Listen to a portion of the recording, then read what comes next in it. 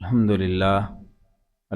للہ وکفا والصلاة والسلام علی سید الانبیاء والمرسلین فقد قال اللہ تبارک و تعالی فی کلام المجید والفرقان الحکیم اعوذ باللہ من الشیطان الرجیم بسم اللہ الرحمن الرحیم لقد کان لکم فی رسول اللہ اسوۃ حسنہ صدق اللہ مولانا العظیم وبلغنا رسوله النبی الکریم ونحن على ذلك لمن الشاہدین والشاکرین والحمد للہ رب العالمین کل بدعۃ ضلالہ وکل ضلالۃ فی النار او کما قال النبی صلی اللہ علیہ وسلم ربی اشرح لی صدری ویسر لی امری واحلل عقدۃ من لسانی یفقهوا قولی رب زدنی علما رب زدنی علما رب زدنی علما ان اللہ وملائکتہ یصلون علی النبی یا ایھا الذین آمنوا صلوا علیہ وسلموا تسلیما۔ تمام ساتھی دل کی گہرائیوں سے بآواز بلند درود پاک پڑھ لیجئے۔ اللہم صلی علی محمد وعلی آل محمد کما صلیت علی ابراہیم وعلی آل ابراہیم انک حمید مجید۔ اللہم بارک علی محمد وعلی آل محمد کما بارکت علی ابراہیم وعلی آل ابراہیم انک حمید مجید۔ میرے محترم بزرگوں، عزیز نوجوان بھائیوں، ساتھیوں، رجب کا مہینہ جاری ہے تو ہمارے معاشرے میں رجب شعبان کے اندر کئی کام مسلمان ایسے کرتے ہیں جو بدعت کے زمرے میں آتے ہیں۔ بدعت کیا ہے؟ اصل میں مسلمانوں کے ہاں سنت کے مقابلے میں کوئی ایسا عمل جو سنت نہ ہو اور لوگ اسے ثواب کا درجہ دیتے ہوں، نیکی کا درجہ دیتے ہوں، لازم سمجھتے ہوں، سنت سمجھتے ہوں، ایسی نیکی کو بدعت کہا جاتا ہے۔ یا یوں اس کی مزید وضاحت سمجھ لیجئے کہ جس کام کو لوگ اپنی مرضی سے نیکی اور ثواب سمجھیں جبکہ اس کام کو اللہ نے نیکی اور ثواب نہیں بتایا، اللہ کے رسول صلی اللہ علیہ وسلم نے بھی وہ کام کر کے نہیں دکھایا اور ہم وہ کر رہے ہیں اور اسے ثواب سمجھ رہے ہیں اور اسے لازم سمجھ رہے ہیں اور مستقل کوئی عمل بنا لیا ہے۔ ہاں البتہ کچھ عمل ایسے ہیں کہ جو نیکی کا عمل ہیں لیکن حضور علیہ السلام نے وہ کیے نہیں ہیں، لیکن وہ اس لیے نہیں کیے کہ اس وقت کوئی موقع نہیں بنا ہوگا، لیکن اگر وہ کام آپ علیہ السلام کر سکتے تھے، موقع آئے تھے اور پھر بھی آپ نے نہیں کیے، اور وہ کام اب کوئی بعد میں اور کوئی کرے اور اس پہ ڈٹ جائے، اس کو نیکی سمجھے، مستقل کرے، نہ کرنے والوں کو برا سمجھے، تو ایسے عمل کو بدعت کہتے ہیں۔ بے شک وہ اچھا عمل ہو، جتنا مرضی وہ اچھا عمل ہو، پیارا عمل ہو، اگر وہ عمل اللہ نے نہیں بتایا، اللہ کے رسول صلی اللہ علیہ وسلم نے وہ عمل اس طرح نہیں کیا، وہ نیکی نہیں ہو سکتی۔ مثال کے طور پر قرآن پاک کی تلاوت بندے کو اللہ کے قریب کر دیتی ہے۔ قرآن پاک کی تلاوت بندے کے سینے کو روشن کر دیتی ہے۔ قرآن پاک کی تلاوت بہت بڑا عمل ہے، حتیٰ کہ ایک ایک حرف پر 10 نیکیاں ملتی ہیں، اور آپ علیہ السلام کے سامنے کہا گیا کہ الف لام میم کیا ایک حرف ہے؟ تو آپ نے فرمایا نہیں، 3 حرف ہیں۔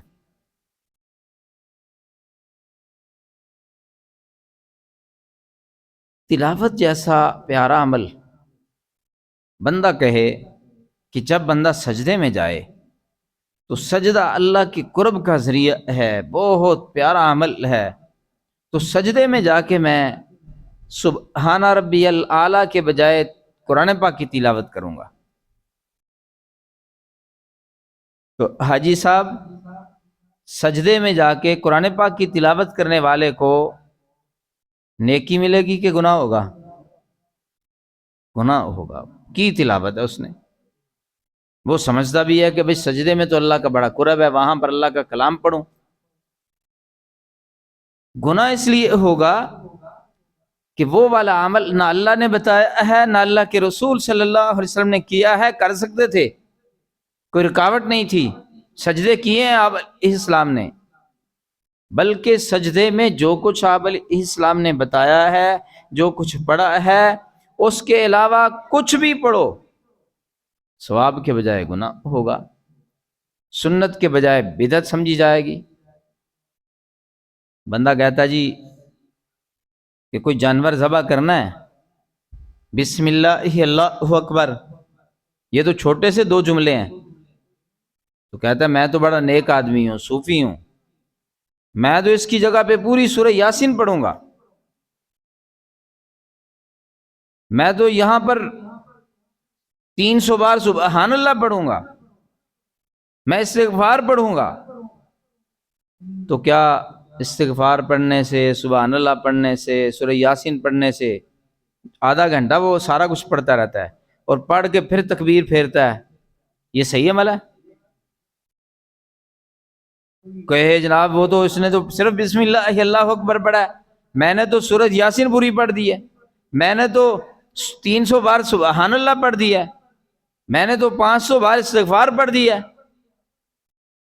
ساری چیزیں اچھی ہیں، استغفار بھی اچھا ہے، سبحان اللہ بھی بہت بڑا عمل ہے، سورہ یاسین پڑھنا بھی بہت بڑا عمل ہے، لیکن یہ عمل تکبیر پھیرتے وقت، ذبح کرتے وقت اللہ کے نبی صلی اللہ علیہ وسلم نے بتایا بھی نہیں، کیا بھی نہیں، اس لیے یہ والا عمل بجائے ثواب کے گناہ ہوگا۔ اس لیے بنیادی طور پہ سمجھ لیں کہ حضور علیہ السلام نے فرمایا کل بدعۃ ضلالہ وکل ضلالۃ فی النار، کہ میرے دین میں ہر بدعت گمراہی ہے اور ہر گمراہی جہنم میں لے کے جائے گی۔ اس لیے جو کام اللہ نے بتائے، آپ علیہ السلام نے اپنی زندگی میں وہ کر کے دکھا دیے، وہ کام کرنا نیکی ہے۔ اس سے ہٹ کر جو کام اب ہم نیکی سمجھ کے کریں، اور وہ نیکی آپ علیہ السلام بھی کر سکتے تھے، موقع تھا، اور وہ ہم کریں اور اس کو ضروری سمجھیں، وہ بدعت ہوگی۔ کئی کام ایسے ہیں کہ آپ علیہ السلام نے اگر وہ زندگی میں کام نہیں کیے تو وہاں حالات واقعات پہ موقع ہی نہیں ملا۔ مثال کے طور پہ آپ کہتے ہیں جی آپ علیہ السلام نے اس مسجد میں تو نماز نہیں پڑھی، تو ہم یہاں پڑھتے ہیں، ہمیں ثواب ہے، تو آپ بھی یہاں پہ نماز پڑھنا ثواب سمجھتے ہیں۔ تو بھائی آپ علیہ السلام نے بتا دیا کہ بھائی پوری زمین مسجد ہے، اصول بتلا دیے ہیں۔ اس لیے کئی لوگ نا پھر جو بدعات کرتے ہیں نا تو وہ گڑبڑ کرنے کی کوشش کرتے ہیں، کہتے ہیں جی یہ والا کام جو ہے یہ بھی تو آپ کرتے ہیں، جی آپ سپیکر لگائے ہوئے ہیں تو یہ چلاتے ہیں، یہ بھی بدعت ہو گیا۔ وہی نہیں سمجھنے کی بات ہے۔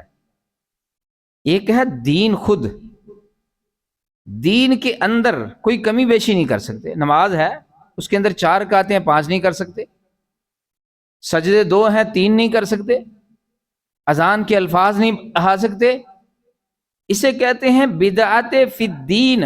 دین میں کمی بیشی کرنے کی اجازت نہیں ہے۔ دین کے کام کے لیے کوئی چیز کا اپنانا وہ بدعت نہیں، بدعت فی الدین نہیں ہوگا۔ مثال کے طور پہ اذان کے اندر کمی بیشی نہیں کر سکتے، لیکن اذان کا مقصد ہے اونچی آواز سے کہی جائے، اونچی کسی بلندی والی جگہ پہ اذان کہی جائے۔ اذان کے الفاظ میں کمی بیشی نہیں کر سکتے، لفظ نہیں بدل سکتے، لیکن اونچی آواز آپ علیہ السلام کے زمانے میں اگر 10 فٹ اونچی جگہ پہ کوئی اذان دی جاتی تھی، ہمیں موقع ملتا ہے ہم 50 فٹ اونچی جگہ پہ کھڑے ہو کے اذان دے دیں. اور ہم ایک دفعہ بہت اونچی جگہ پہ گئے تھے، ملک صاحب آپ نے اذان دی تھی، ماشاءاللہ ملک صاحب نے وہاں اذان دی تھی بہت اونچی جگہ پہ، بہت اچھا عمل ہے. بھئی اذان کی آواز کو دور تک پہنچانے کے لیے یہ اسپیکر استعمال کیا ہے، یعنی دین کے کسی کام کو بڑھانے کے لیے. اسے کہتے ہیں بدعت للدین، دین کو پھیلانے کے لیے، دین کو بڑھانے کے لیے، دین کا تحفظ کرنے کے لیے، اس کے لیے نت نئے کام، نت نئی چیزیں، نت نئے طریقے ایجاد کیے جا سکتے ہیں.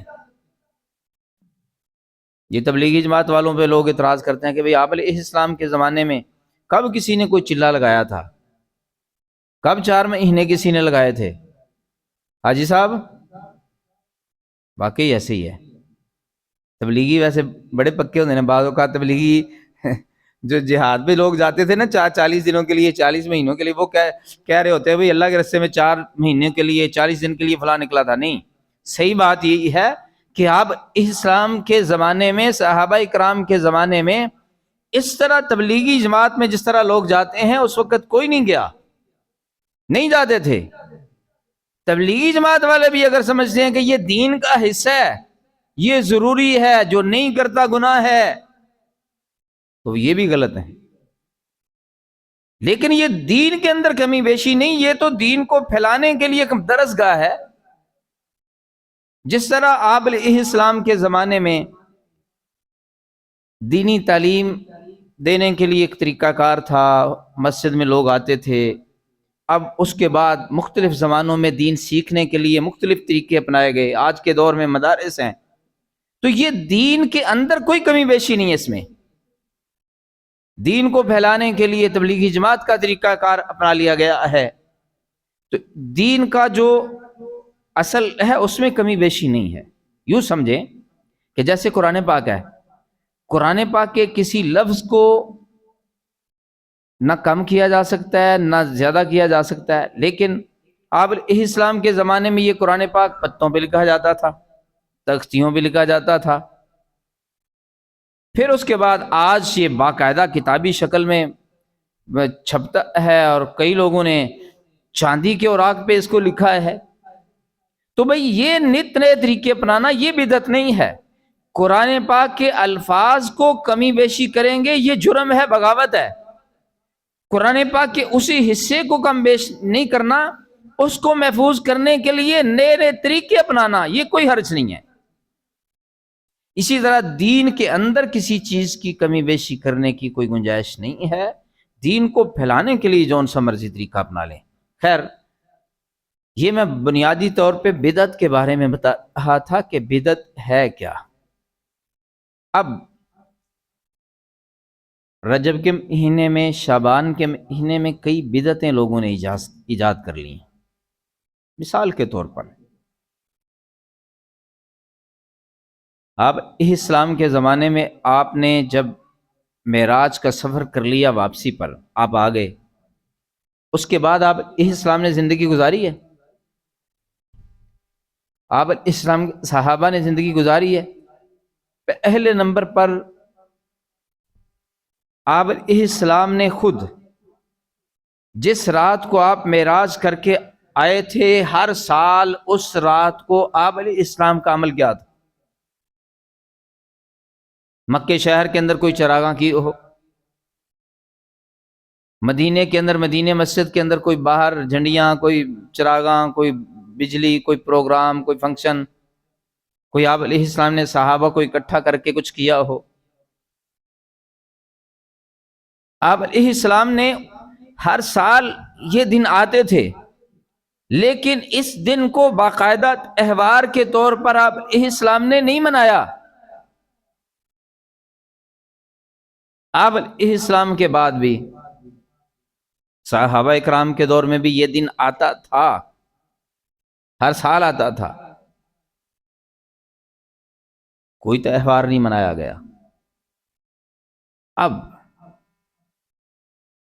مختلف زمانوں میں مسلمانوں کے بیچ میں مختلف بدعتیں جاری ہوتی ہیں. ہمارے ایک استاد بتایا کرتے تھے کہ بدعت اور سنت میں ایک فرق یہ بھی ہوتا ہے کہ جو سنت ہوتی ہے نا وہ ہمیشہ ایک ہی عمل ہوتا ہے، سنت ہمیشہ ایک شکل میں رہے گی، بدعت ہمیشہ ایک شکل میں نہیں رہے گی۔ سنت ہمیشہ ایک شکل میں چلے گی، بدعت شکلیں بدلے گی۔ اور میں نے جب تاریخ کے اوراق پڑھے ہیں نا تو مسلمانوں کے بیچ میں کئی بدعتیں آئی ہیں، مٹ گئیں، کئیوں کی شکلیں مٹ گئیں۔ بلکہ تھوڑا سا غور کریں نا تو 10 20 30 40 سال کی زندگی میں آپ نظر دوڑائیں، کئی بدعتیں شروع ہوتی ہیں، کئی ان کی شکلیں بدل جاتی ہیں، کئی ختم ہو جاتی ہیں، کئیوں کی جگہ پہ نیا طریقہ آ جاتا ہے، دور بدلتا ہے، اس کا طریقہ بدل جاتا ہے۔ سنت ہمیشہ سے ہمیشہ تک ایک ہی شکل میں رہے گی، بدعت کی شکلیں بدلتی رہتی ہیں، طریقے بدلتے رہتے ہیں۔ اور پھر سنت بین الاقوامی ہوگی، سنت پورے عالم کے اندر، پوری دنیا کے اندر ہوگی، جہاں بھی ہوگی، مسلمان ہوگے جہاں وہ سنت کو اپنائیں گے۔ اور بدعت علاقائی ہوگی، شاید کوئی بدعت ایسی نہ ہو جو بین الاقوامی ہو۔ اگر انڈیا کے مسلمان کوئی بدعت کر رہے ہیں نا تو بڑی حد ہے تو وہ بدعت پاکستان والے، بنگلہ دیش والے، افغانستان والے کر رہے ہوں گے، وہ دنیا کے دیگر ممالک میں نہیں پائی جائے گی، کسی اور میں نہیں پائی جائے گی۔ بدعت علاقائی ہوگی، بعض اوقات علاقائی ایک علاقے میں ہوتی ہوگی، ایک علاقے سے شروع ہوئی ہوگی، دوسرے علاقے میں چلی جائے گی، تیسرے علاقے میں چلی جائے گی، چوتھے میں چلی جائے گی، 5ویں میں چلی جائے گی، 10ویں میں چلی جائے گی، 15ویں میں چلی جائے گی، لیکن پھیلتے پھیلتے شکلیں بدلتی جائیں گی، پھیلتے پھیلتے بین الاقوامی ٹوٹل بنتے تک کہیں جہاں شروع ہوئی تھی وہاں کوئی شکل ہی اور ہو گئی ہوگی۔ سنت بین الاقوامی ہوتی ہے اور بدعت علاقائی ہوتی ہے۔ خیر، بات میں یہ کر رہا تھا کہ رجب اور شعبان میں ہمارے مسلمانوں کے ہاں بعض لوگ نیکی کے نام پر بدعات اور خرافات کی طرف جاتے ہیں۔ بالخصوص حضور علیہ السلام کا یہ معجزہ جو آپ نے معراج کیا، میں نے گزشتہ 2 جمعے اس موضوع پہ آئے ہیں، یہ مسلمانوں کے لیے بہت فخر کی بات ہے کہ ہمارے آقا علیہ السلام کو اللہ تعالیٰ نے اتنا بڑا شرف بخشا، اور اسی معراج کی شب آپ علیہ السلام ہمارے لیے نماز جیسی بہترین قیمتی چیز لے کے آئے۔ الصلاۃ معراج المؤمنین، کہ ہم نماز کے ذریعے سے ہم بھی معراج کر سکتے ہیں، اللہ سے مل سکتے ہیں، ملاقات کر سکتے ہیں۔ لیکن اس کے باوجود بھی معراج والے دن کو بطور تہوار بنا لینا کہ اس دن چراغاں کرنا، اس دن خاص کھانے پکانا، اور میں حیران ہوں کہ مشعل بردار جلوس نکالنا، مجوسیوں والا کام، یہ بدعت نہیں تو کیا ہے؟ اور بدقسمتی سے بعض اوقات پڑھے لکھے علماء مولوی اس میں شامل ہو جاتے کہ معراج والے دن جی مشعل بردار، حالانکہ یہ بدعتیں پتہ کہاں سے آتی ہیں؟ جب شروعات ان کی پڑھو گے نا تو ان کی شروعات کے پیچھے مختلف علاقوں کے اثرات ہوتے ہیں۔ مجوسی چونکہ آگ کو بوجھتے ہیں، جو مسلمان مجوسیوں کے قریب رہے ہیں ان کے کسی عمل سے متاثر ہو کے مسلمانوں کے اندر کوئی بدعت جاری ہو جاتی ہے، جو ہندوؤں کے قریب مسلمان رہتے ہیں ان سے متاثر ہو کے کوئی ہندوانہ رسم شروع کرتے ہیں اور اپنے بیچ میں کوئی بدعت شروع کر لیتے ہیں۔ اس لیے معراج کی نسبت سے اس دن کو بطور تہوار منانا، اس دن کو چراغاں کرنا، اس دن کے اندر خاص اسی دن کے اندر کوئی ایسا جلوس نکالنا جو شمع بردار ہو اور اس کو سمجھنا یہ بہت بڑی نیکی ہے، یہ بہت بڑی آپ علیہ السلام سے محبت کی نشانی ہے، یہ بدعات میں شمار ہوگا، یہ فضول خرچی میں شمار ہوگا، یہ نیکی کے عمل میں شمار نہیں ہوگا۔ کیوں کہ یہ والا عمل آقا علیہ السلام نے نہیں کیا، کر سکتے تھے۔ آپ علیہ السلام کی زندگی میں ہر سال معراج والی رات اور دن آیا کرتا تھا۔ باقی باتیں انشاءاللہ اگلے جمعے جو باتیں کی ہیں اللہ تعالیٰ سمجھ کر عمل